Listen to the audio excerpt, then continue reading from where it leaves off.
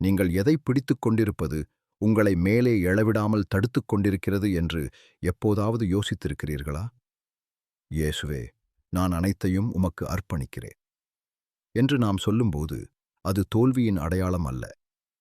மாறாக, நம் பாரங்களை இறக்கி வைத்துவிட்டு இறைவனின் கரங்களைப் பற்றிக் கொள்ளும் ஒரு மாபெரும் வெற்றி. நாம் நம்முடைய வாழ்க்கையின் கட்டிடக் கலைஞர்களாக இருக்கப் போராடி இறுதியில் கவலைகளால் நம்மை நாமே சிறைப்படுத்திக் கொள்கிறோம். ஆனால் சரணடைதலில் ஒரு தெய்வீக வல்லமை இருக்கிறது. உங்கள் கட்டுப்பாடுகளை விட்டுக் கொடுக்கும்போது அலைகளின் மேல் நடந்தவர் உங்கள் வாழ்க்கை படகை வழிநடத்தத் தொடங்குகிறார். உங்கள் குழப்பங்களுக்கு பதிலாக அவருடைய ஞானத்தையும், உங்கள் பலவீனங்களுக்கு பதிலாக அவருடைய பலத்தையும் பெற்றுக்கொள்ளும் உன்னதத் தருணம் இது.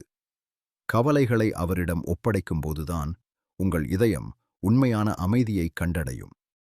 இன்று உங்கள் வாழ்க்கையின் கடிவாளத்தை அவர் கரத்தில் கொடுத்தால், நீங்கள் தேடிக்கொண்டிருக்கும் அந்த நிம்மதி உங்களை தேடி வரும் என்று நம்புகிறீர்களா?